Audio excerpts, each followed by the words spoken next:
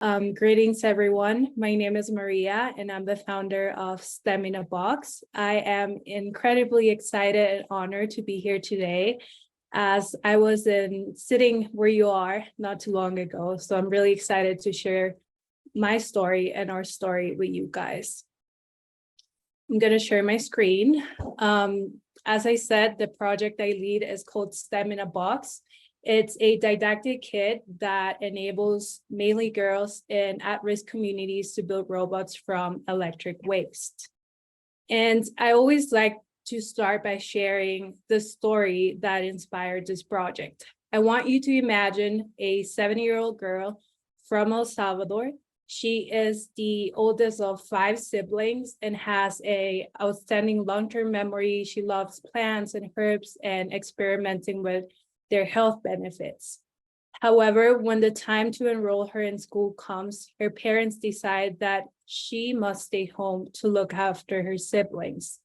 Fast forward to the future, and she never went to school. She never even learned how to read or write. Maybe she could have become a doctor. I guess we'll never know. This is the story of my paternal grandmother, Francisca.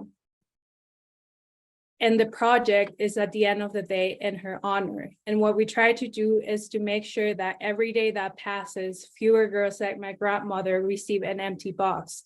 We give them a full box of opportunities and skills for them to thrive in the 21st century. The problem we identified is learning poverty. Nowadays, it stands at 80% in the poorest countries of the world.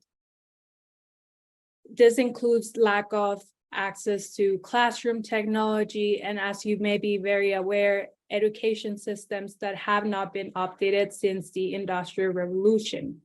Another issue that was very important and close to my heart was school dropouts, that in developing countries, in my country specifically in El Salvador, it is only 6 years that people spend in school in their lives.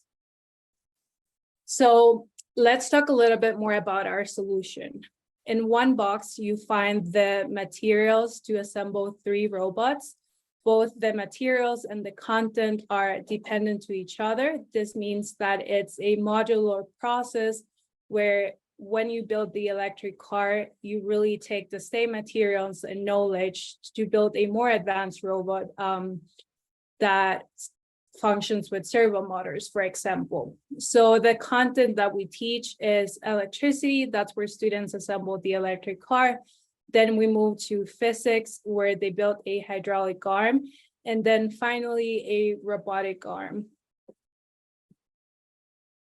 So STEM in a Box is still in the pilot testing phase. So far, we have distributed about 70 boxes, training 250 students in El Salvador and Nigeria. We mainly work with girls, and so far, students have been 75% female. So you might be wondering, how does the process look like in reality? As you see on the left, you have some of the boxes, including tech materials, electric waste, and step-by-step assembly guides. To the right, you see Samuel. He was one of our first students in Nigeria, and he was part of the first STEM in a Box workshop where they assembled the electric car, which you see here in blue. And after the workshop, he was very excited. He asked the teacher what was next. And the teacher said they were still waiting to receive materials, but that the next robot will be a hydraulic arm. To our surprise, Sammy came back to the next workshop with his own robot, which he assembled on his own without instructions and using only the materials he found at home. That is the power of STEM in a Box. We measure 3 indicators to track our impact. The first one is the change in students' perspective of science and math, and we've seen a 20% improvement in this area. Then we move to mathematical understanding, which has improved by 73%, really only by showing students the practical application of math during the robot assembly. And then finally, we track students' interest in pursuing a university degree in STEM, and we're very proud that this has increased by 66%. The data that you see here are the numbers that we track from the 250 students that we worked with so far.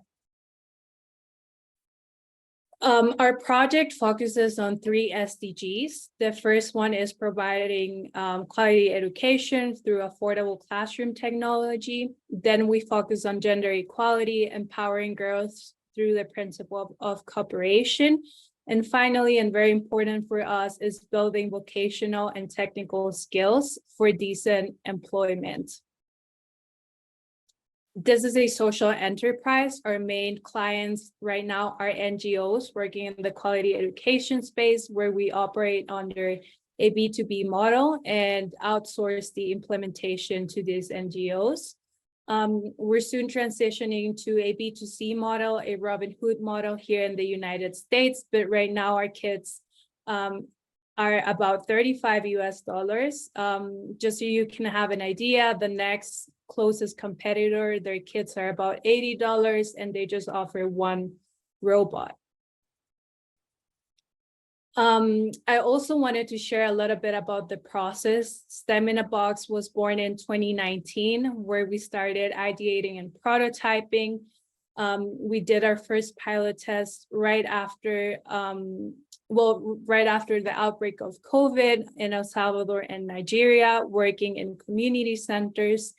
And then this past year is where everything ramped up and we started reaching more students. We're closing pilot tests this year with a visit in Colombia, and we're very excited that that will be the 7th country where our kits have been used. We're also very, very proud that this is an initiative that has been entirely created and designed by youth. To the right, you see our amazing team of students. They're either business or engineering students back in El Salvador, and they really have been the source and energy of our solution. That's all I have for today. Please feel free to reach out. I'll be more than happy to help out with your ideas and process during this competition. Thank you very much.